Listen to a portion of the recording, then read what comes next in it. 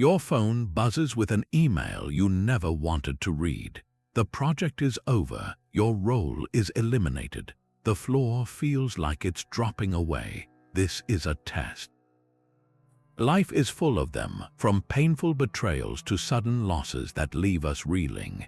But what if you possessed a set of tools so powerful they could make you immune to these shocks, not by avoiding them, but by transforming how you experience them entirely? This is the promise of Stoicism, an ancient philosophy that functions like a psychological operating system. It equips you with 25 distinct mental and emotional powers designed to fortify your character. By the end of this, you will possess a complete framework for building an unshakable inner peace, no matter what life throws at you. We will uncover how a Roman emperor used a simple nightly habit to maintain his composure and explore why loving your fate, even the worst parts, is the ultimate key to freedom. What is the one challenge in your life that feels most like a test of your character right now? That email, that sudden shock, it carries no inherent power to destroy your peace. Its force comes entirely from the meaning you assign to it. This is the first and most fundamental Stoic power, the power of perception. The Stoics called this our proherses, our faculty of choice. It is not what happens to you, but how you decide to see it that writes the story of your suffering or your strength. Think of your mind as a fortress gate. An event approaches like bad news or a frustrating delay. You have a critical, split-second choice. You can throw the gate open wide, allowing the chaos to flood in and overrun your inner courtyard. Or you can pause and choose to see the event from a different, higher vantage point on the wall. This is Stoic mindfulness in action, a deliberate act of reframing. Let's take a common modern test: being stuck in traffic. The initial automatic judgment is disaster. I am going to be late. This is wasting my time. This is unfair. That judgment is the source of all the tension, the anger, the white knuckles on the steering wheel. But what if you paused and reframed it? Step 1. Catch the automatic judgment. Notice the thought, I am stuck. Step 2. Question it. Is this truly a catastrophe, or is it merely an inconvenience? Step 3. Consciously choose a new perception. This traffic is not a barrier to my peace. It is an opportunity to practice patience. It is 10 minutes of quiet to listen to an audiobook I enjoy, or simply to be alone with my thoughts. The situation has not changed, but your entire experience of it has been transformed. You have moved from being a victim of circumstance to the author of your response. Every single test you face, from a missed promotion to a personal conflict, first plays out in this inner theater of your judgment. Master this, and you take the first, most profound step toward true immunity. This deliberate act of reframing your perceptions is like taking command of the fortress gate. But what do you do with the things that are already inside the walls? The ancient teacher Epictetus offers a tool of immense clarity for exactly this, a principle he called the dichotomy of control. It is a simple, two-part sorting mechanism for every single thing you will ever encounter in your life. On one side are the things within your complete control, your opinions, your desires and aversions, and the actions you choose to take. These are your voluntary choices and reactions, the inner movements of your own mind. On the other side is everything else, everything not within your complete control. This includes your body, your possessions, your reputation, and most critically, the actions and opinions of other people. The immediate power of this distinction is that it tells you exactly where to invest your energy, and just as importantly, where to stop wasting it. Anxiety flourishes in the gray area where we try to command the uncontrollable.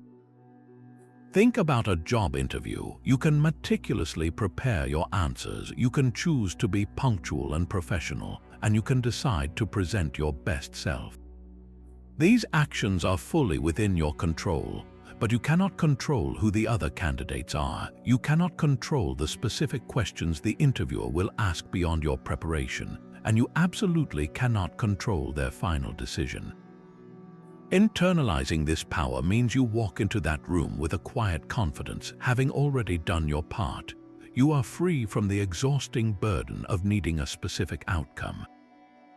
The outcome belongs to the other side of the dichotomy, or consider a personal relationship.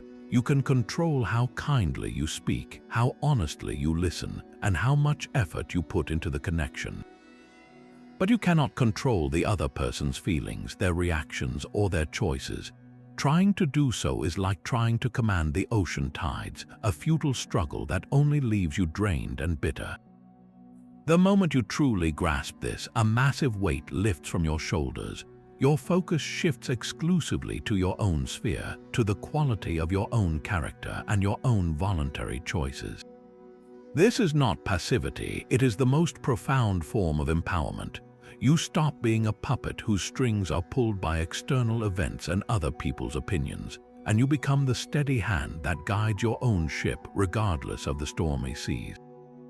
This shift in focus from the uncontrollable to our own choices is a monumental step, but it raises a profound question. What do you do when the uncontrollable events are painful, difficult, or feel like outright failures?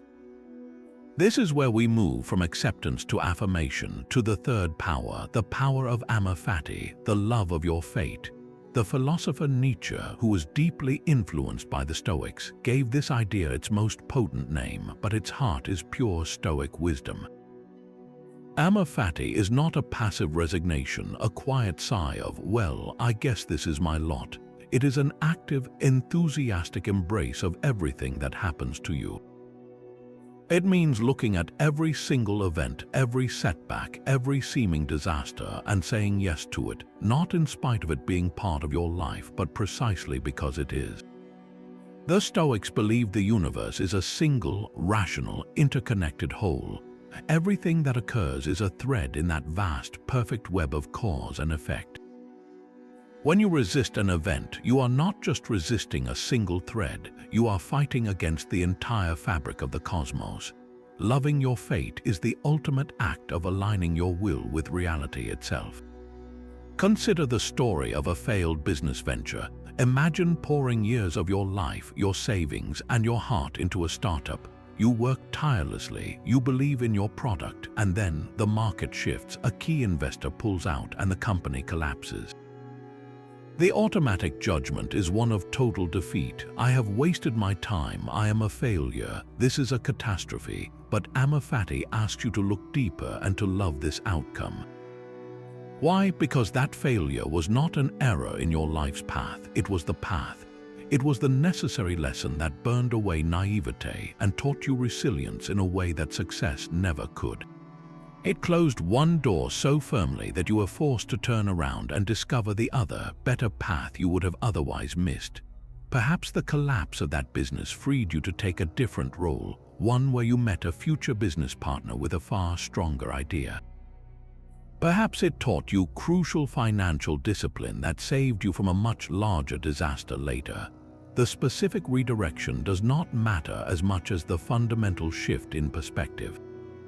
You are not a victim of the failure, you are its grateful student. You can look back and say, I love that my business failed because it forged the person I am today and led me to where I am now. This is the ultimate immunity. When you learn to love your fate, no test can truly break you because you have transformed every obstacle, every piece of bad news into fuel for your growth. Loving your fate is a fortress built in hindsight, but how do you prepare for the blows that have not yet landed? The Stoics developed a powerful mental drill for this exact purpose, a practice known as premeditatio malorum, the premeditation of evils. This is not pessimism or fear-mongering. It is a deliberate and sober exercise in gratitude and resilience. You systematically envision the potential losses and difficulties that could befall you. You might mentally rehearse the death of a loved one, the loss of your job, a sudden illness, or a public failure. The goal is not to invite misery, but to disarm it. By visiting these possibilities in the safe theater of your own mind, you rob the future of its power to shock you. You are, in effect, inoculating your psyche against the sting of misfortune. Think of it as fire drill for the soul. You do not conduct a fire drill because you want the building to burn down. You do it so that if the alarm ever sounds, your body and mind know exactly what to do, moving with a calm, practiced efficiency instead of blind panic. Premeditatio malorum is that same drill for life's inevitable emergencies. Let's take a tangible example, your career. Sit quietly for a moment and vividly imagine receiving the news that your position has been eliminated. Picture the meeting with your manager, the feeling of the floor dropping away, the immediate rush of fear about finances and the future. Sit with that feeling. Do not push it away. Now ask yourself, what would I actually do? You would update your resume. You would reach out to your network. You would cut non-essential expenses. You would discover a resilience you did not know you possessed. By mentally walking through this scenario, you accomplish two profound things. First, you drastically reduce the psychological impact if it ever does happen. The event is no longer a terrifying, unknown monster. It is a familiar challenge you have already faced and overcome in your mind. Second, and perhaps more immediately powerful, you cultivate a breathtaking gratitude for what you have right now. When you open your eyes from that mental exercise, the simple fact that you still have a job, an income, a purpose feels like a gift. The coffee you drink, the comfort of your home, the presence of your family, all of it is suddenly illuminated with a precious temporary light. This practice transforms your entire relationship with the present. You stop taking your ordinary life for granted and begin to experience it as the extraordinary, fleeting miracle that it is. The Stoics were not preparing for the worst because they expected the worst. They were preparing so they could fully appreciate the best here and now. This gratitude for the present moment, born from mentally preparing for loss, reveals a surprising truth. We cling most tightly to comfort when we fear we cannot survive without it. So the Stoics devised a radical exercise to shatter that fear, the power of voluntary discomfort. This is the deliberate, periodic choice to embrace hardship on your own terms. It is not about punishing yourself or embracing a life of misery. It is a training regimen for the soul, a way to prove to yourself in your bones that you are far more resilient than you believe. Think of it as a fire drill you create for your own comfort zone. You willingly step into the cold, the hunger, or the minor hardship to build a muscle that no external circumstance can break. The Roman statesman Cato the Younger was famous for this. In an age of increasing luxury, he would deliberately wear simple, outdated clothing. He walked barefoot in all weather, and he ate the same plain food as the common soldiers. He was not making a public statement. He was engaging in a private, constant training. He was proving to himself that his happiness and his worth were not dependent on fine robes or a full stomach. He was building a citadel of self-sufficiency that no outside force could ever besiege. How can you apply this today? It does not require sleeping on the hard ground unless you wish to. It can be as simple as taking a cold shower for the final 30 seconds. Your entire body will scream in protest. Your mind will supply a dozen excellent reasons to turn the knob back to warm. But when you stand there, breathing through the shock, you are not just getting clean. You are having a conversation with your own weakness, and you are choosing to answer with strength. Or skip a meal intentionally, not for a diet but for the practice. Feel the pangs of hunger and observe them without panic. You learn that the discomfort is temporary, that it will pass, and that you remain fully in control. You break the automatic chain that links a feeling of hunger with immediate distress. The benefits of this practice are twofold, and both are profound. First, you build an immense resilience. When a real hardship comes, an involuntary discomfort like a financial pinch or a power outage, you do not meet it as a stranger. You have faced a version of it before by choice. You know you can handle cold, you know you can handle hunger, you know you can handle a minor inconvenience. That knowledge is a quiet confidence that cannot be taken from you. Second, and just as beautiful, you rediscover the profound joy of ordinary comforts. That warm bed feels infinitely more luxurious after a night choosing to sleep on a firmer surface. That simple meal tastes like a feast after a period of fasting. Voluntary discomfort recalibrates your entire sense of pleasure, pulling you out of the numbness of constant comfort and returning you to a state of grateful wonder for the simple gifts of a roof, a meal, and a warm shower. You are not building a tolerance for hardship, you are building an appreciation for life itself. That quiet confidence you build through voluntary discomfort prepares you for a deeper challenge, the challenge of your own raw perceptions. Every test you face is filtered through a lens of instant judgment, a voice that immediately labels events as terrible, unfair, or catastrophic. This is the sixth power, the power of objective judgment. It is the disciplined practice of stripping away those loud, value-laden labels to see the event itself in its bare, neutral state. Think of a doctor in an emergency room. A patient arrives with a severe injury. The doctor does not look at the wound and cry out, "Oh, this is horrible, this is a disaster." That emotional reaction would paralyze them. Instead, they see the injury for what it is objectively, a laceration of a certain depth, potential damage to specific tissues, a risk of infection. This detached perspective is not cold or uncaring. It is what allows them to act with clarity and precision to actually help.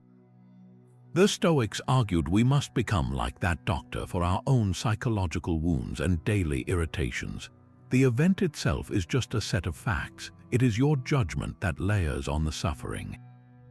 Your business partner made a costly mistake. The raw fact is, a decision was made that resulted in a financial loss. That is the neutral data point. The automatic judgment might be, he betrayed me. This is a catastrophe that ruins everything. But objective judgment asks you to pause and dissect that. Is the business actually ruined, or have we experienced a setback? Did he act with malicious intent, or was it an error in judgment, a human mistake? By sticking to the facts, you drain the situation of its emotional poison. You can then address the problem itself, not the storm of feelings around it. Or take a personal insult. The raw fact is, a person uttered certain words in your direction. That is all. The sting, the heat in your cheeks, comes entirely from your judgment that those words are an attack on your worth, that they must be answered, that they define you. Objective judgment allows you to see the words as mere sounds. You can then consider the source. Is this person having a bad day? Are they speaking from their own pain or ignorance? This does not mean you become a doormat. It means you choose your response from a place of calm reason, not reactive fury. You regain control of your inner world. The goal is to see the world as it is, not worse than it is. This is the foundation of clear thinking and the bedrock of emotional freedom. When you master this, you begin to navigate life not as a series of personal affronts and tragedies, but as a series of situations to be understood and managed, one neutral fact at a time. That doctor's objective view of a wound is a powerful skill, but it can feel isolating, as if you are a lone observer in a chaotic world.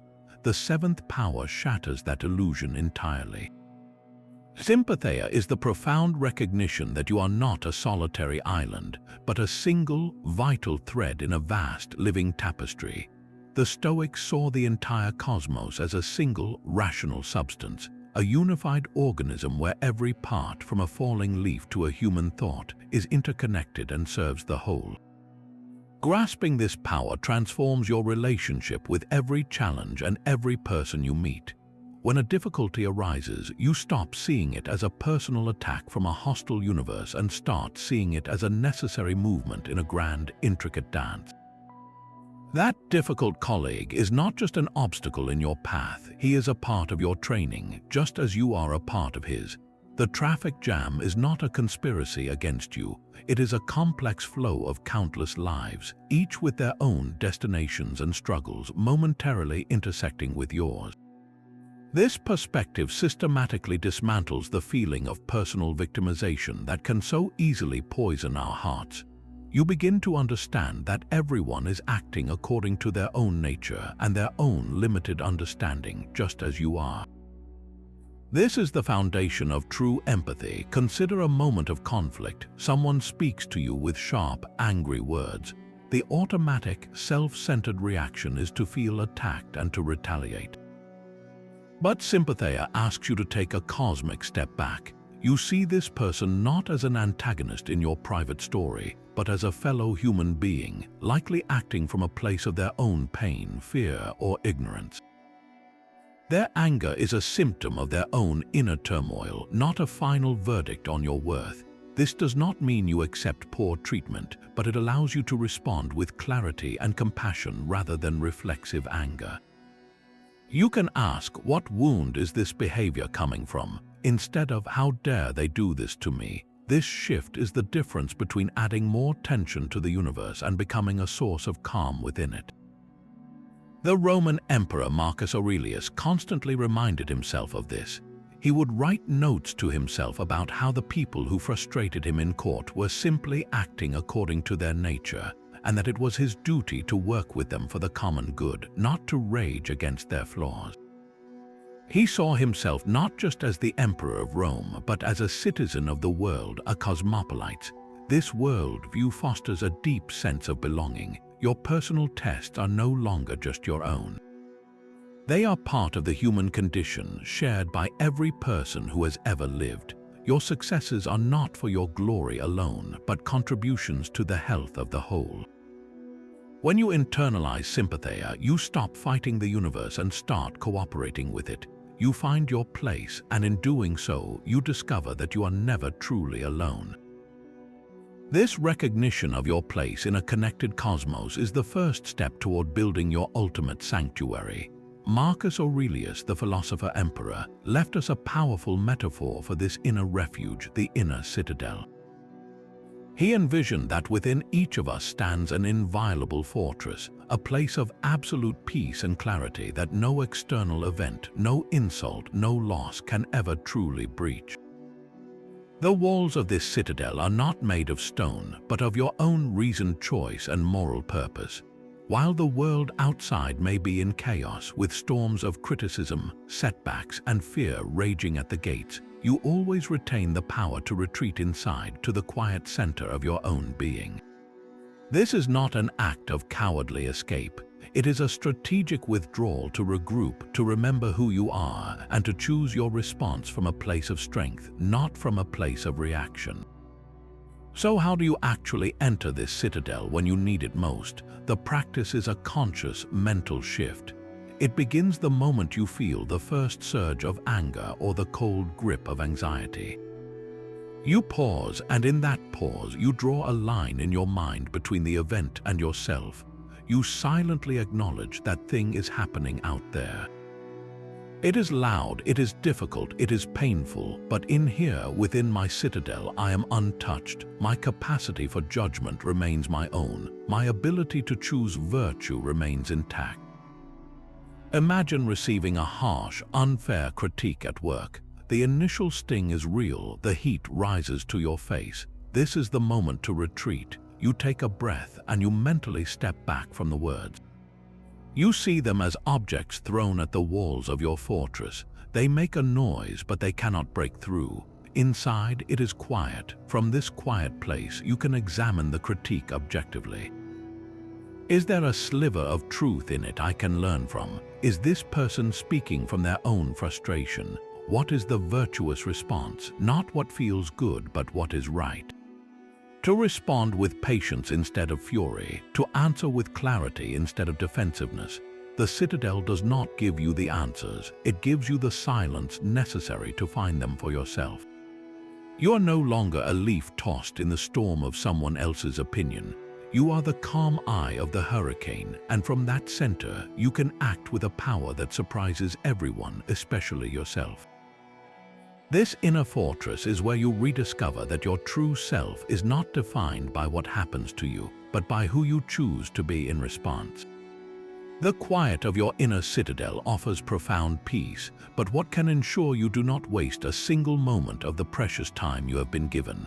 The ninth power provides the ultimate clarity, a practice the Stoics called memento mori, a Latin phrase that means remember you must die. This is not a dark obsession with the end, but a brilliant tool to illuminate the value of your life right now. It is the conscious and regular contemplation of your own mortality, not to incite fear, but to ignite purpose. Think of it as the most important deadline you will ever face, one that makes all other deadlines trivial. When you hold the certainty of your own end firmly in mind, a remarkable alchemy occurs. Petty anxieties and trivial irritations simply evaporate. The frustration of a long line, the sting of a minor criticism, the worry over a perceived slight, all of it loses its power when held against the infinite backdrop of your finite existence.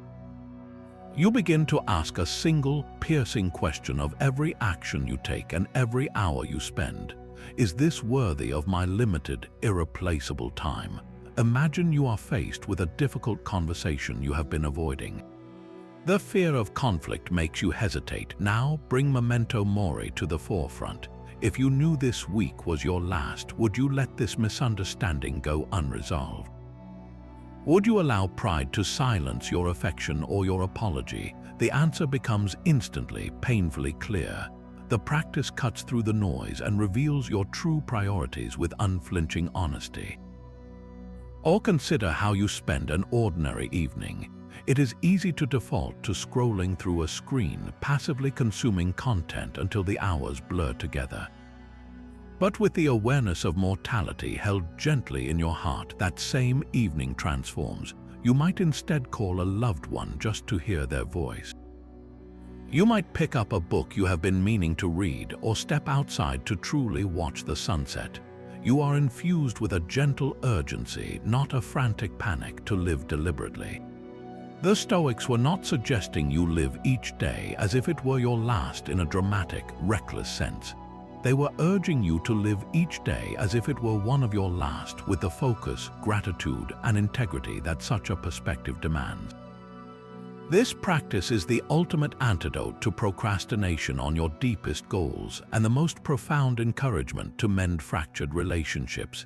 It reminds you that the opportunity for virtue, for love, for meaningful work is not a permanent condition. It is a fleeting gift available only in this present moment. By remembering that you must die, you finally learn how to live. Remembering your own mortality brings a powerful clarity to what truly matters. But how do you handle the moments when life gives you exactly what you wanted? The intoxicating rush of a major success can be just as dangerous to your peace as any failure. This is the 10th power, the power of equanimity, the ability to maintain an even keel through both triumph and disaster. The Stoics identified a crucial distinction that makes this possible. They called everything outside our direct control, including wealth, reputation, and even our physical health, preferred or dispreferred indifference. An indifferent is something that is neither good nor bad in itself. What is truly good, the only thing that is always and unconditionally good, is your own virtuous character, your moral purpose. Success and failure are simply different types of weather in the external world. They come and go, but they do not touch the core of who you are. When you win that promotion or receive that public praise, equanimity asks you to receive it with quiet gratitude, not with triumphant glee. You acknowledge the positive outcome, but you understand it for what it is, a preferred indifferent that is here today and could be gone tomorrow. The real victory was not in getting the promotion, but in the integrity, diligence, and skill you cultivated in the process. Those qualities are the true goods that now reside permanently within your character. The celebration of the external event is fleeting, but the internal virtue you built is lasting. Conversely, when you face a public failure or a rejection, the same principle applies. The failure is a dispreferred indifferent. It is unpleasant, but it is not a verdict on your soul. It does not diminish your capacity for courage, justice, or wisdom. Your character remains untouched and ready for the next right action. Think of a sailor on the open ocean. A sudden, perfect tailwind is a preferred indifferent. It is welcome, it helps the journey, and the sailor uses it skillfully. But the sailor does not break into a triumphant dance because they know the wind can change in an instant. Their skill, their knowledge of the stars, their steady hand on the rudder, that is their true good. Similarly, a fierce headwind is a dispreferred indifferent. It is difficult and slows progress, but it does not make the sailor a failure.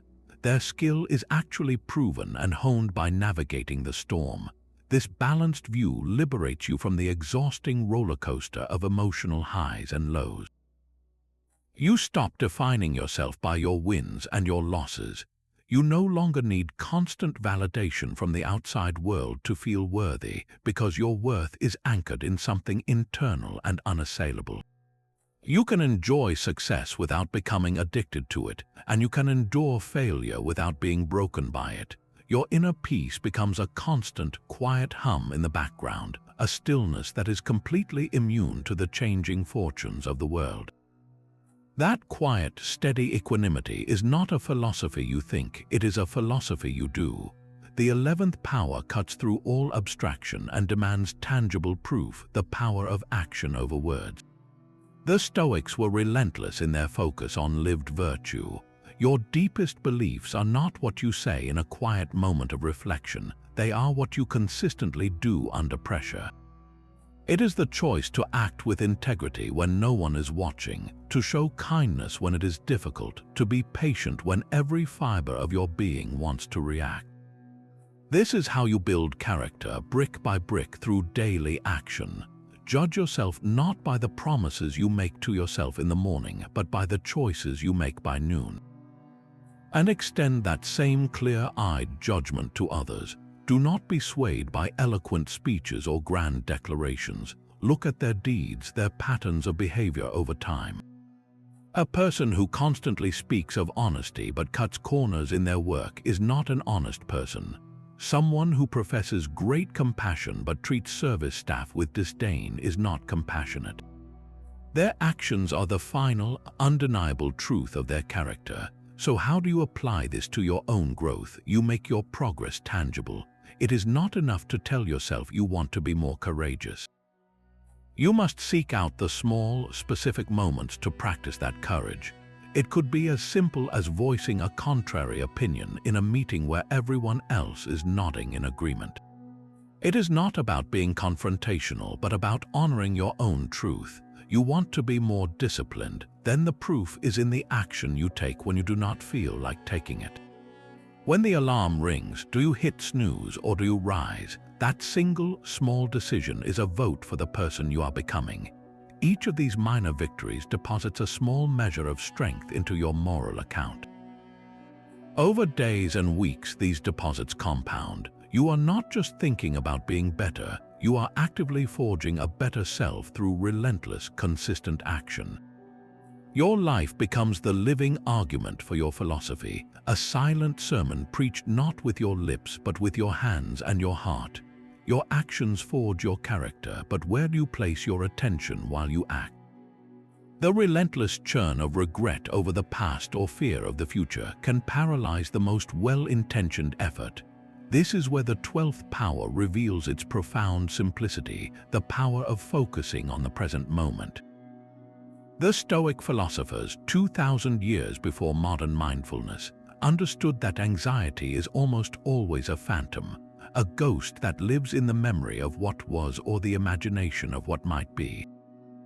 The past is already written, a book you can read but cannot edit. The future is a story yet to be told, influenced by countless variables you cannot control. The only reality you can ever truly touch, the only arena where your power is absolute, is this single, fleeting moment right now. To dwell anywhere else is to abandon your post. Think of your mind as a spotlight. When you are anxious about an upcoming presentation, that spotlight is pointed at a blank screen in the future, projecting images of failure and embarrassment. You are not actually experiencing the presentation, you are suffering a fictional story you are telling yourself. The Stoic practice is to wrench that spotlight back and aim it at what is directly in front of you. What is your present task? It is not to deliver a perfect speech in 3 hours. It is to review your notes. It is to breathe deeply and calm your nervous system. It is to take one step toward the conference room. By narrowing your focus to the immediate, manageable action, you drain the future of its terrifying power. The Roman Emperor Marcus Aurelius constantly reminded himself of this, writing, "Do every act of your life as if it were your last." He did not mean to live with dramatic frenzy, but with absolute focus on the single task at hand, free from the distraction of what came before or what may come after. How can you practice this today? Start with the most mundane activities. When you are washing the dishes, just wash the dishes. Feel the warmth of the water on your skin. Notice the texture of the plate. Hear the sound of the clinking glass. When your mind wanders to a worry from yesterday or a plan for tomorrow, gently, without judgment, guide it back to the sensation of the soap and water. You are not just cleaning a bowl, you are training your mind to inhabit your life as it happens. Another powerful exercise is to periodically pause and ask yourself a single question: where am I and what am I actually doing?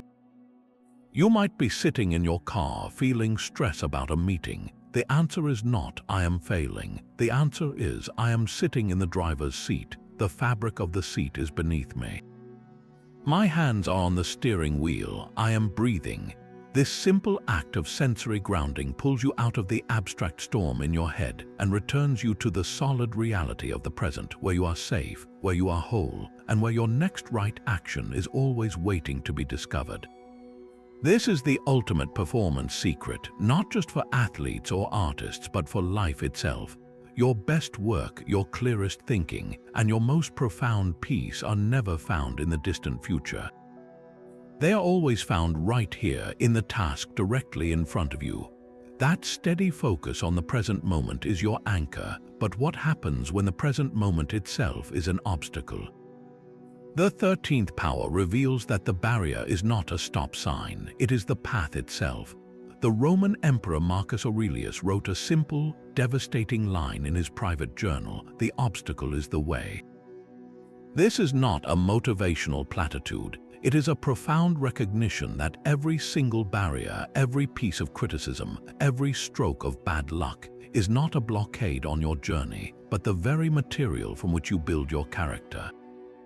The obstacle is not something to be avoided or merely endured. It is the raw fuel for developing patience, for sparking creativity, for forging courage, and for hardening perseverance. The world will test you with friction, and your job is to use that friction to sharpen your blade. Imagine a stream flowing toward the ocean. A massive boulder falls into its path. The water does not stop and lament its bad fortune. It does not try to move the immovable rock. It simply finds a new way. It flows around the sides, it seeps through cracks, it wears the stone down over centuries with its gentle, persistent pressure. The obstacle did not stop the water, it defined its path and revealed its resourcefulness. You must learn to be like that water. When your project is criticized, the automatic reaction is defensiveness and frustration. But the obstacle is the way. That criticism is not an attack, it is a gift of friction. It is an opportunity to hone your idea, to see its weaknesses, and to strengthen it beyond what you could have accomplished alone. It is training for your patience and your humility. When you face a financial setback, it is not a verdict on your worth, it is raw material for creativity. It forces you to re-evaluate your needs from your wants, to discover resourcefulness you never knew you possessed, to find new streams of income you might have otherwise overlooked. The obstacle is the way to financial intelligence. When you are confronted with a difficult person, someone who seems determined to make your life harder, they are not an error in your life's code. They are your personal trainer for courage and empathy. They give you the daily reps of practicing patience, of setting boundaries with grace, of finding compassion for someone whose inner world is clearly a battlefield. They are sandpaper for your rough edges, smoothing you into a more understanding and resilient person. The obstacle is the way to stronger relationships. This mindset transforms your entire relationship with challenge. You stop asking, "Why is this happening to me?" and you start asking, "What is this preparing me for?" Every test becomes a training ground for a specific virtue. A delay trains patience, a failure trains resilience, a conflict trains courage, a loss trains gratitude. There is no situation that life can throw at you that cannot be used as fuel for your growth. The obstacle is not in your way, it is the way. That inner citadel built from action over words needs one final, crucial defense, a clear line drawn in the sand between what you truly need and what you are taught to want. This is the 14th power, the power of knowing what is enough. The Stoics called this temperance, the virtue of self-restraint and moderation, but its ultimate reward is not deprivation, it is a breathtaking sense of freedom. The moment you consciously define your enough for yourself, you sever the invisible strings that society uses to pull you in 1,000 different directions. You become immune to the pressure to acquire, to display, and to constantly compare. Your peace is no longer for sale. Most of our anxiety around money, status, and possessions comes from a moving target. Enough is always just one more raise away, one more purchase away, one more promotion away. It is a horizon that recedes as you approach it, ensuring you are always running but never arriving. The Stoic practice is to stop running, to sit down right where you are, and to define that line for yourself with brutal honesty. What do I actually need to live a good life? Not a lavish life, not an impressive life, but a life of virtue, health, and connection. Your list might include a roof that keeps out the rain, nutritious food, the well-being of your family, a few true friends, and the capacity to do meaningful work. Everything beyond that is a preferred indifferent, a bonus to be enjoyed if it comes, but not something to be clung to. This is not about settling for less. It is about claiming more of what actually matters, your time, your peace, your autonomy. A person who knows they're enough is the most dangerous person in the world to any external pressure. An advertiser cannot make them feel inadequate because their self-worth is not tied to the latest product. A boss cannot threaten them with the loss of a job. They do not need to fund a lifestyle they do not desire. The fear of loss loses its fangs because you have already decided that you would be okay, that your core needs are simple and within your capacity to meet. Consider two people living in identical apartments. One is perpetually stressed, feeling cramped and dreaming of a bigger home, constantly scrolling through real estate listings they cannot afford. The other has defined their apartment as enough. It provides shelter, comfort, and a space for their family. They feel not cramped but cozy, not deprived but deeply grateful. Their identical physical circumstances produce entirely different inner worlds because one is chasing a phantom of more, while the other is fully present and content with enough. This power recalibrates your entire relationship with the world. You stop seeing your life as a collection of what you lack and start experiencing it as an abundance of what you already have. The pursuit of more is a heavy chain. The acceptance of enough is a pair of wings. That profound freedom you find in knowing what is enough creates a quiet space within you, and into that quiet steps the 15th power, the power of silence and listening. In a world that constantly encourages you to voice every opinion and fill every pause, the Stoics understood that true strength often resides in the deliberate choice to remain quiet. This is not about being shy or withdrawn, but about a strategic conservation of your mental and moral energy. When you listen more than you speak, you place yourself in a position of immense advantage. You are no longer expending energy on defending your position or crafting your next witty remark. Instead, you are gathering intelligence. You learn what others truly think, what they value, and often what they fear. Every person you meet becomes a potential teacher, and every conversation becomes a chance to absorb a new perspective you might have otherwise missed. Think about the last time you were in a heated discussion. The automatic impulse is to interrupt, to correct, to make your point heard, but in that rush to speak, you are not truly hearing the other person. You are simply waiting for your turn to talk. The Stoic practice is to consciously invert this. Let the other person finish. Let there be a moment of silence after they have spoken. In that pause, you are not passive, you are processing. You are giving your reasoned judgment time to assess the situation instead of letting a reactive emotion fire off a response you may deeply regret. This is especially critical during stressful encounters. When you are criticized or provoked, the most damaging words often leap from your lips in a flash of anger. A commitment made in haste, a secret betrayed in frustration, a relationship damaged by a single careless phrase. By choosing silence first, you build a buffer between the external provocation and your internal reaction. You give yourself the space to ask the essential Stoic question: what is the virtuous response here? Is it to retaliate with equal venom, or is it to respond with a calm that de-escalates the entire situation? Furthermore, this power extends to the poison of gossip and frivolous talk. The Stoics saw idle chatter about the faults and lives of others as a direct drain on your character. It clouds your judgment with irrelevant information and often pulls you into petty dramas that have nothing to do with your own moral progress. When you refrain from gossip, you are not just being polite, you are actively protecting the clarity of your own mind. You are declaring that your mental space is a sanctuary, not a dumping ground for other people's conflicts.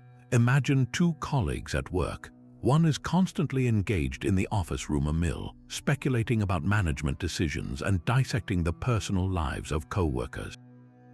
This person is always agitated, their energy scattered by every new piece of trivial information. The other practices Stoic silence. They listen attentively in meetings but offer little opinion on matters that do not concern them. They are perceived as calm, trustworthy, and deeply competent. Their energy is reserved for their work and their own principled actions. When a real crisis hits, who is more likely to respond with clarity and focus? The practice of listening cultivates a profound inner stillness. It allows you to observe the world without immediately needing to comment on it. You start to hear not just the words people say, but the meaning behind them. You become a student of human nature, and in that study, you find a deeper understanding and a more enduring peace. Your words, when you do choose to speak, will carry far greater weight because they will be born from reflection, not from reaction. That profound stillness you cultivate through listening prepares you for one of life's most persistent tests, the frustrating behavior of other people. You can build a fortress of inner peace only to have it feel besieged by a colleague's passive aggression, a family member's criticism, or a stranger's outright rudeness. The 16th power offers a permanent release from this struggle, the power of accepting the nature of others. The Stoics observed that human beings, like all things in nature, act according to their own inherent design. A fig tree does not produce olives, a vine does not bear apples. To expect otherwise is to invite constant disappointment. In the same way, every person you meet operates from their own understanding of the world, a framework built from their unique blend of reason, flawed assumptions, and deep-seated ignorance. When someone acts with pettiness, jealousy, or anger, they are not acting against their nature, they are expressing it. They are producing the only fruit their current state of understanding allows. To become shocked or outraged by this is as irrational as standing beneath a fig tree and feeling personally offended when figs and not peaches fall into your hands. Your frustration is not caused by their action, but by your own failed expectation that they should be different. This acceptance is not a license for others to mistreat you, nor is it a call to become a passive victim. It is a strategic shift in your own perception that disarms the emotional impact of their behavior. It allows you to see their actions not as a personal attack, but as a symptom of their own internal state. Think of a dog that barks loudly at the mail carrier every single day. You do not take the barking personally. You understand it is the dog's nature to protect its territory from a perceived intruder. You might take practical steps to manage the barking, but you do not lie awake at night fuming over the dog's lack of respect for you. The 16th power asks you to extend this same clear-eyed understanding to the difficult people in your life. That coworker who constantly takes credit for your ideas is likely acting from a deep well of insecurity and a misguided belief that this is how one gets ahead. Their behavior is a bitter fruit, but it is the only one their stunted understanding can currently produce. Your boss who micromanages every detail is likely driven by a fear of failure and a lack of trust, not a specific desire to undermine you. When you see their actions in this light, your anger begins to dissolve into a kind of detached pity. You stop asking, "Why are they doing this to me?" and you start asking, "What pain or ignorance is causing them to act this way?" This perspective grants you immense freedom. You are no longer a puppet whose strings are jerked by every inconsiderate remark. You can assess the situation calmly and choose a response based on what is effective and virtuous, not on what is reactive and emotional. You can set a firm boundary with the credit-stealing colleague without needing to harbor seething resentment. You can assure your micromanaging boss of your progress without feeling infantilized. You deal with the person as they are, not as you wish they would be. By accepting the nature of others, you make yourself immune to the tests they pose.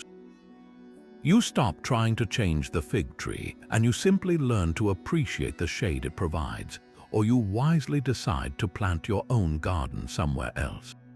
Accepting the nature of others frees you from external turmoil, but there is a more intimate battle fought within the quiet chambers of your own mind, a struggle against the subtle pull of your own desires. This is the 17th power, the power of self-denial for clarity. It is the deliberate and temporary refusal of a pleasure or comfort, not as a form of punishment, but as a strategic experiment in self-knowledge. You are testing your own attachments to prove to yourself beyond any doubt that you are the master of your appetites, not their servant. Think of it as a periodic audit of your own freedom. Every desire you have, from the craving for a sweet dessert to the pull of endless entertainment, holds a small piece of your willpower hostage. When you automatically satisfy every whim, you never learn the true strength of your own resolve. You remain a subject in your own kingdom, ruled by the loudest demand. But when you consciously choose to say no to a harmless pleasure, you are staging a peaceful coup. You are declaring that your reasoned choice is the ultimate authority. The goal is not to live a life of austerity, but to ensure that you can. The clarity this brings is immediate and profound. For instance, consider the simple act of skipping your usual evening dessert for 1 week.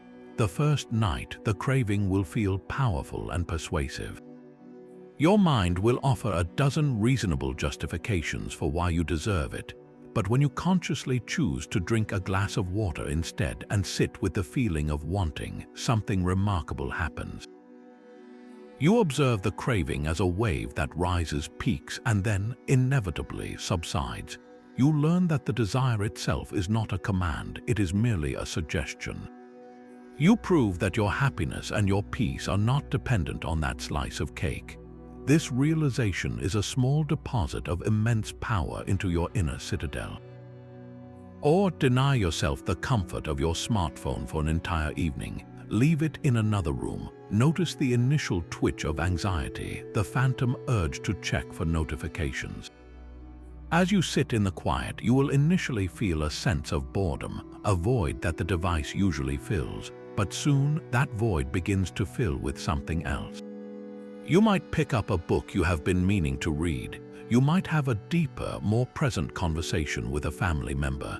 You might simply sit and think, allowing your mind to wander and rest without external stimulation. The self-denial has not deprived you. It has revealed to you a richer, more connected way of spending your time. It has given you the clarity to see that the pleasure of the device was often a shallow distraction from the deeper satisfactions available to you. This practice systematically strengthens your willpower for the larger tests life will inevitably bring. When you face a significant financial temptation or the pressure to compromise your integrity for a short-term gain, you will not be meeting that challenge as a novice. You will have a well-trained muscle of self-control built through countless small, voluntary acts of denial. You know you can endure discomfort because you have chosen it before.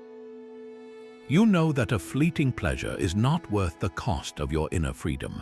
Self-denial is the whetstone on which you sharpen your will, ensuring that when a true test arrives, your resolve is not dulled by a lifetime of automatic indulgence.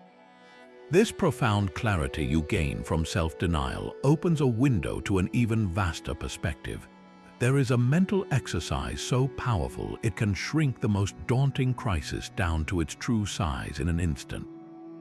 The Stoics called this the view from above. It is a guided meditation where you consciously pull your awareness back and back and back until you are looking down on your own life from the silent, star-filled expanse of the cosmos. You begin by picturing the room you are in right now. See its walls, its familiar objects. Now, imagine your awareness rising up through the ceiling, looking down on your building from above. You see the roof, the streets, the neighborhood laid out like a map. You rise higher until the entire city is a grid of lights, the cars tiny specks moving along thin gray lines. You keep rising, the city merging into the landscape, the coastline of your country coming into view, then the whole curved sphere of the earth hanging in the profound blackness of space. From here, your personal struggles, that urgent email, that difficult conversation you're dreading, where are they? They are invisible, lost in the immense scale of the planet. Now expand your view through time. See the brief, flickering span of your own life against the backdrop of centuries. See the generations that came before you and the ones that will follow long after you are gone. Your current worry, no matter how intense it feels, is a single, fleeting moment in this endless river of time. This is not meant to make your life seem insignificant, but to liberate you from the tyranny of a magnified problem. When you are stuck in a traffic jam, the world feels reduced to the confines of your car and the clock on your dashboard. The frustration is all-consuming. But from the cosmic view, that traffic jam is a momentary ripple in the flow of millions of lives, a tiny event on a massive, spinning world.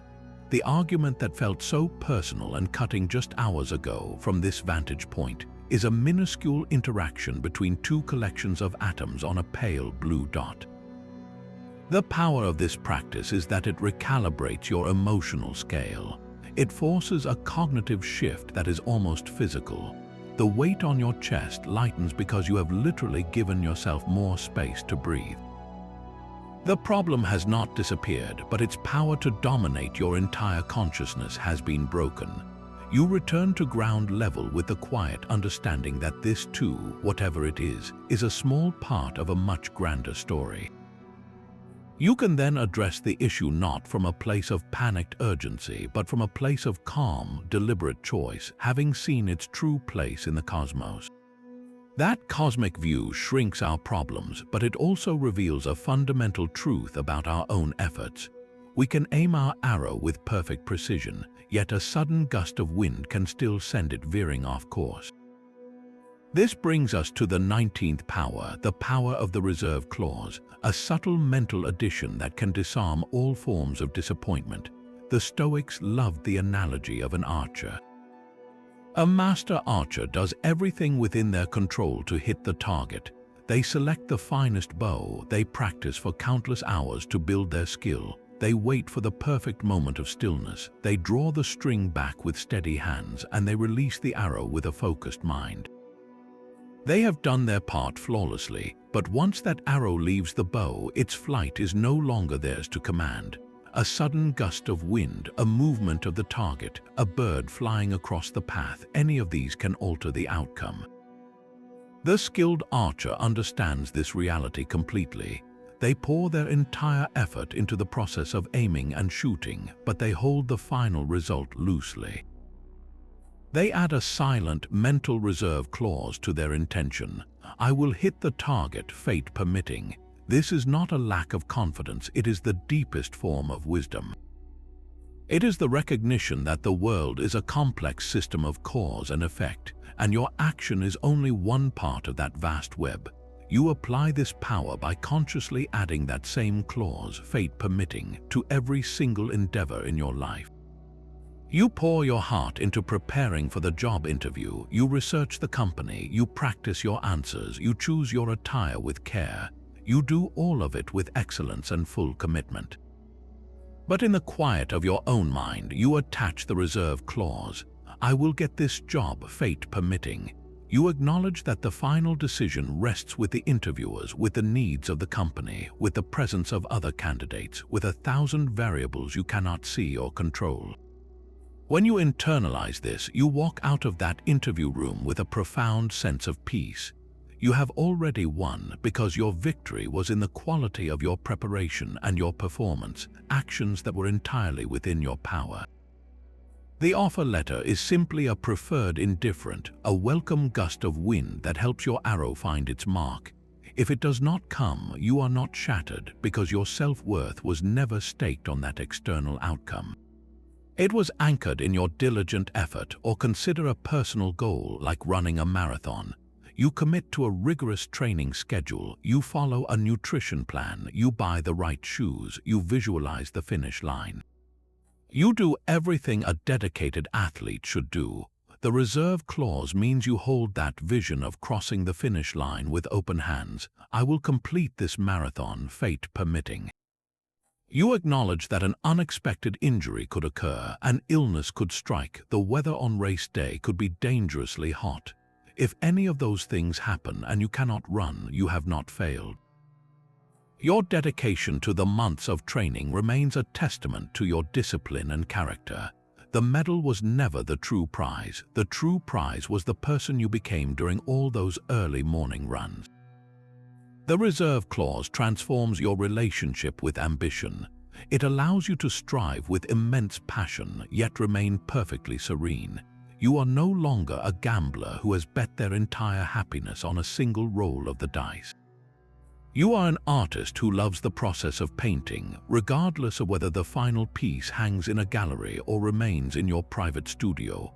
Your effort is your masterpiece, and the outcome is simply part of the landscape. Anger feels like a fire that lights itself, a righteous blaze that demands immediate action. Yet the Stoics saw this fire not as a source of power, but as a temporary madness, a fever of the mind rooted in a single, faulty judgment. This is the 20th power, the power of constructive anger management, and it has nothing to do with bottling up your feelings. Stoicism does not ask you to suppress emotion, but to outsmart it with reason. The anger itself is a symptom, a signal that your perception has been hijacked by the belief that you have been wronged in some intolerable way. Your heart pounds, your vision narrows, and every instinct screams for a reaction. This is the critical moment where you must insert a pause, a space between the trigger and your response. The first step is to catch the judgment before it becomes a wildfire. Notice the physical sensation, the heat rising in your chest. Name it silently, I am feeling anger. This simple act of labeling creates a tiny wedge of awareness between you and the raw emotion. You are no longer the anger, you are the observer of the anger. The second step is to dissect the faulty judgment. Ask yourself, what specific story am I telling myself about this event? The story is almost always one of personal offense. He disrespected me. This situation is unfair. They are trying to undermine me. Now challenge that story with brutal objectivity. Is this person truly acting with malicious intent? Or are they simply acting according to their own flawed nature, as we all do at times? Is this situation truly a catastrophic injustice, or is it merely an inconvenience or a difference of opinion? Is my reaction proportional to the actual facts, or has my judgment magnified it into a personal crusade? By dissecting the narrative, you drain it of its emotional power. You see the event not as a world-ending catastrophe, but as a manageable problem. The final step is to consciously replace the anger with calm, rational problem-solving.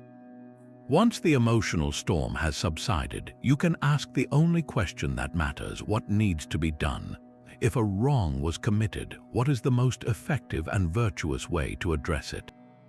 Often, you will find that a quiet, firm conversation achieves far more than a furious outburst ever could. Perhaps the situation requires no response at all, merely your internal acceptance of a thing you cannot change. Imagine your coworker takes credit for your idea in a team meeting. The initial flash of anger is intense. The story you tell yourself is one of betrayal and injustice. But if you pause and dissect it, you might realize this person is deeply insecure and craves validation, a flaw in their character, not a targeted attack on yours. The rational response is not to scream in the meeting, but to later pull them aside and calmly state, "I noticed you presented the concept I shared with you yesterday.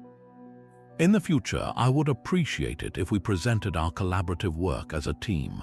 This addresses the issue directly, asserts your boundary, and maintains your dignity. It solves the problem instead of amplifying it. Anger, when managed this way, becomes a teacher.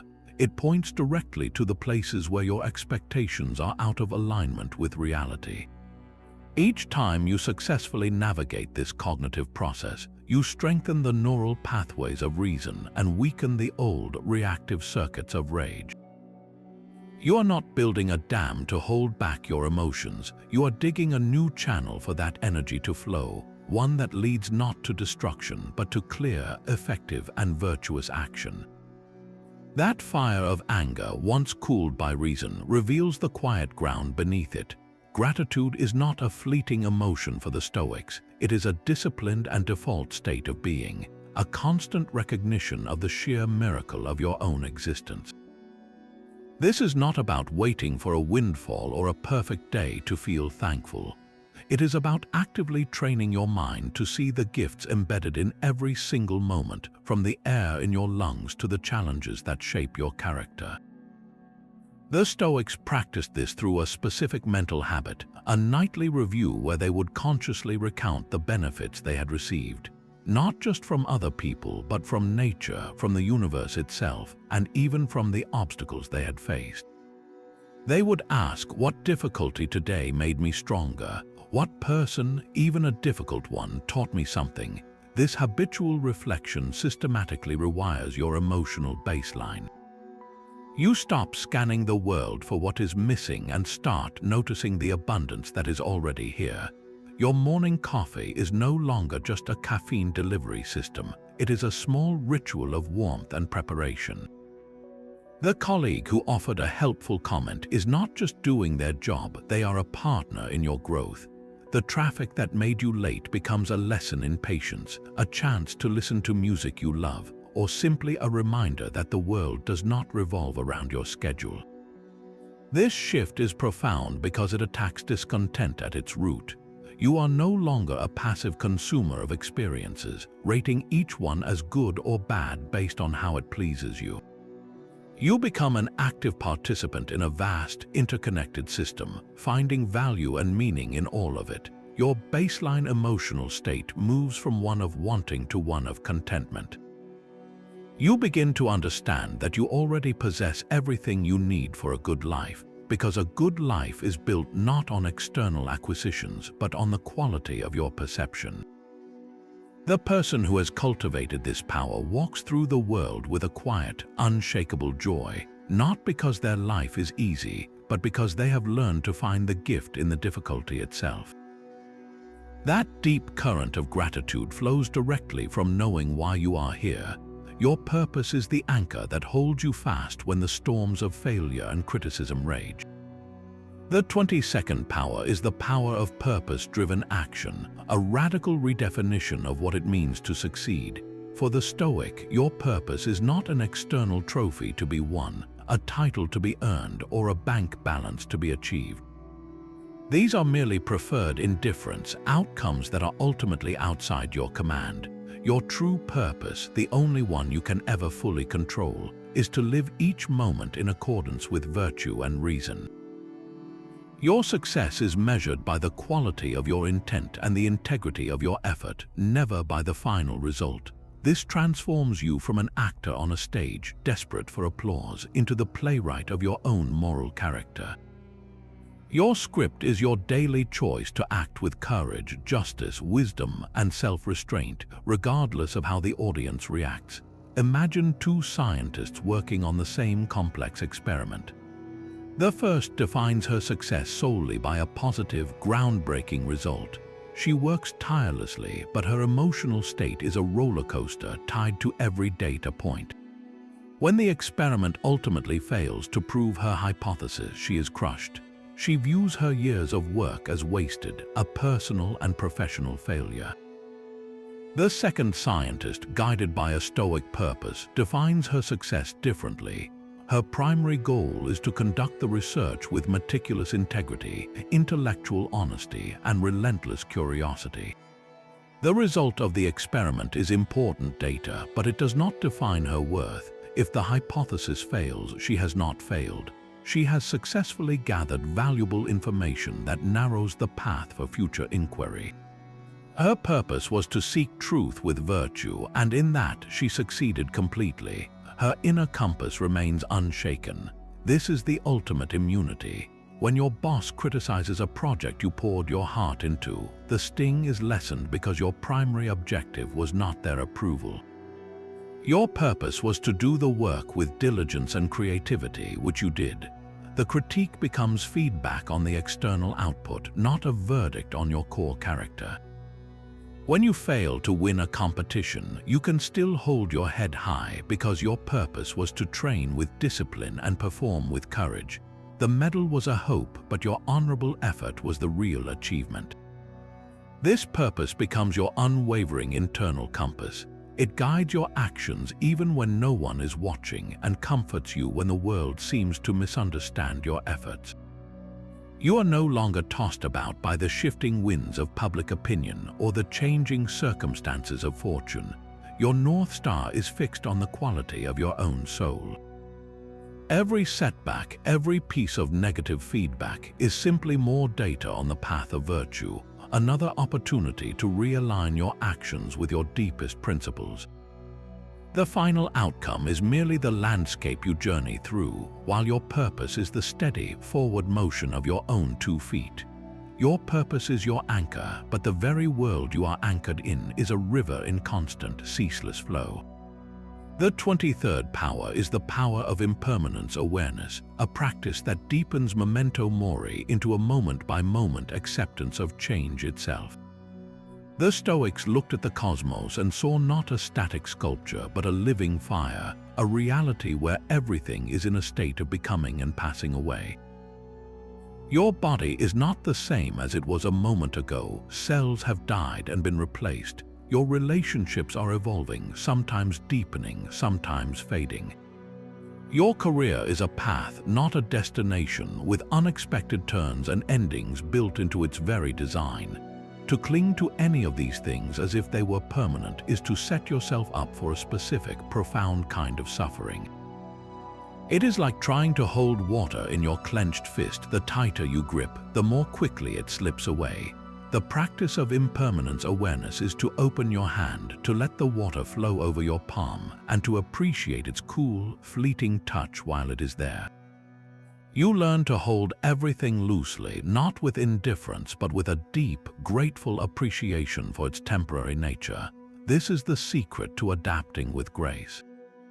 Consider a cherished friendship from your youth that has naturally drifted apart over the years. The automatic response can be a dull ache of nostalgia, a sense of loss for what once was. Impermanence awareness reframes this. It allows you to look back with gratitude for the role that person played in your life during that specific chapter, without demanding that the relationship remain frozen in time. It had its season, and its passing made room for new connections, new growth, or look at your own physical health. We take it for granted until a minor injury or illness reminds us of its fragility. Instead of meeting this with fear and resistance, this power asks you to acknowledge the truth. This strong, capable body is on a journey of its own, and it will not always be like this. That very awareness makes you appreciate the simple, effortless breath you take right now, the easy strength in your limbs as you walk. It encourages you to care for your health not out of a frantic desire to stop time, but out of a respectful stewardship for this temporary vessel. This applies directly to your career. The industry you work in today will not exist in the same form in 10 years. The specific skills that make you valuable now may become obsolete. Fighting this reality is exhausting and futile. Embracing it is empowering. When you accept impermanence, you become a lifelong learner, adaptable and curious, always ready to flow with the current of change rather than being crushed by it. You stop seeking a single, permanent safe harbor and instead learn the art of sailing, finding joy and competence in navigating the ever-changing seas of your professional life. This awareness does not rob life of its meaning. It fills it with a poignant, beautiful intensity. The conversation with a loved one becomes more precious because you know you will not have an infinite number of them. The project you are working on is infused with focus because you understand its time is limited. You begin to see the beauty not in spite of the ending, but because of it. The cherry blossom is most revered in Japanese culture precisely because its peak lasts for only a brief, breathtaking week. Its impermanence is the source of its profound beauty. Your life, your relationships, your work, they are all like that cherry blossom. Their fleeting nature is not a flaw, it is what makes them sacred. By embracing the river of change, you stop drowning in its currents and learn to float, to appreciate the view, and to move with a grace that is completely immune to the fear of what lies around the next bend. That river of change flows through every life, but you do not have to navigate its currents alone. Throughout history, a few remarkable individuals have charted a course of such profound integrity that they serve as living maps for the rest of us. The 24th power is the power of modeling the sage. This is the practice of choosing an exemplar of wisdom and virtue, a mental model you can consult in real time when your own judgment feels clouded by emotion or confusion. The Stoics constantly referenced figures like Socrates, who drank his poison hemlock with calm acceptance rather than betray his principles, or Cato the Younger, whose unwavering commitment to the Roman Republic made him a symbol of incorruptible integrity. Your sage does not have to be an ancient philosopher. It could be a historical leader like Abraham Lincoln, known for his profound empathy and resilience, a modern figure like Nelson Mandela, who embodied forgiveness after decades of imprisonment, or even a fictional character like Atticus Finch, who demonstrated unwavering moral courage. The key is to select a person whose character resonates deeply with the virtues you wish to cultivate. This is not about blind imitation, but about using their imagined counsel as a compass for your own choices. When you face a test, a moment of anger, a temptation to take an easy but dishonest path, you pause and ask a single, powerful question. What would my sage do in this situation? You are not asking what would make them popular or successful, but what action would align with their core virtues. Imagine you are in a business negotiation and you see an opportunity to hide a minor flaw in your product to secure the deal. The temptation is real, the pressure is high. In that moment, you invoke your sage. If your model is Marcus Aurelius, you might hear a quiet, internal voice reminding you that justice is a higher good than profit. He would choose transparency, trusting that a deal built on honesty is the only one worth having. The short-term gain is not worth the corrosion of your character. Or you are locked in a bitter argument with a family member. The words are flying, and you feel the urge to lash out with a cruel, personal remark that you know would wound them deeply. You pause and you ask, what would my sage do? If your model is someone known for their compassion, like Fred Rogers, the answer becomes clear. He would choose to listen. He would seek to understand the pain behind the anger. He would respond with kindness, not with more sharpness. This mental model does not do the work for you, but it instantly clarifies the path of virtue. It elevates your perspective from your own reactive emotions to a higher standard of conduct. Over time, this practice rewires your instincts. You begin to internalize the sage's virtues not as abstract ideas but as a lived philosophy. You are not just reading about courage, you are asking, what would Socrates do? And then acting with a little more courage yourself. Your chosen exemplar becomes a constant, silent mentor, a guide who is always available for consultation. They help you build the person you are meant to be, one virtuous decision at a time. This nightly dialogue with your own soul is the final and perhaps most transformative power, the power of journaling as a daily tuning. Marcus Aurelius, the most powerful man in the known world, did not write his meditations for publication. He wrote them as a private notebook, a series of stern and gentle reminders to himself, a nightly recalibration of his own moral compass. This practice is not about keeping a diary of events, but about conducting a rigorous, honest audit of your own character. You take the raw data of your day and turn it into wisdom. The process is simple but profound. As your day draws to a close, find a quiet moment with a notebook. Ask yourself 3 fundamental questions. First, where did I act in accordance with my virtues today? Where was I patient when I wanted to be angry? Where was I just when it would have been easier to be selfish? Acknowledge these small victories, for they are the bricks of your inner citadel. Second, and this requires courage, where did I fall short? Where did my anger get the better of me? Where did I act out of cowardice or pride? Be brutally honest, but without self-flagellation. You are not a judge sentencing a criminal. You are a coach reviewing game tape to identify areas for improvement. The goal is understanding, not punishment. The third question is the most important. How will I do better tomorrow? Based on today's reflection, what is one specific thing I can practice? If you lost your temper in a meeting, your intention for tomorrow might be to pause for 3 full breaths before responding to any criticism. If you procrastinated on an important task, your plan might be to tackle it for just 25 minutes first thing in the morning. This is how you close the loop. You are not just identifying flaws, you are actively programming a better response for the next test. The power of this practice is that it makes your progress tangible. You are no longer vaguely hoping to be a better person. You are holding a record of your efforts, a map of your own evolution.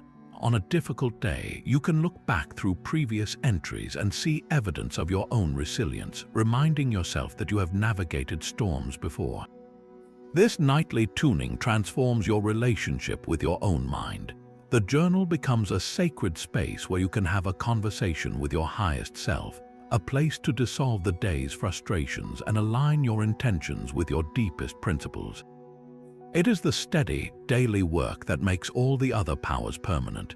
It is the quiet ritual that ensures you are not just reading about Stoicism, but living it one examined day at a time. These 25 powers are not distant ideals, but a practical toolkit for forging an unshakable character. From the foundational power of your perception to the nightly tuning of your journal, each one builds upon the last, creating a psychological fortress that is resilient, adaptable, and deeply rooted in virtue. The goal was never to avoid life's tests, the traffic jams, the financial setbacks, the difficult people. The goal was to become immune to their power to shatter your inner peace, to transform every obstacle into the very fuel for your growth. You now possess the complete framework, but a map is useless unless you take the first step. Your call to action is simple and profound. This week, choose just one of these 25 powers to practice with intention. Perhaps it is the power of perception, catching yourself the next time you are stuck in traffic and consciously reframing the situation. Maybe it is the power of voluntary discomfort, taking a cold shower or skipping a meal to prove your self-sufficiency to yourself. Or it could be the power of silence and listening, committing to listen more than you speak in your next conversation. Do not try to master them all at once. Focus on one, practice it daily, observe the subtle shift in your inner world, then return here and share your experience in the comments below. Tell us which power you chose and what you discovered. Your story could be the spark that ignites another person's journey. If this path to inner freedom resonates with you, subscribe for more timeless wisdom, and together, let's continue building lives of purpose, peace, and unshakable strength.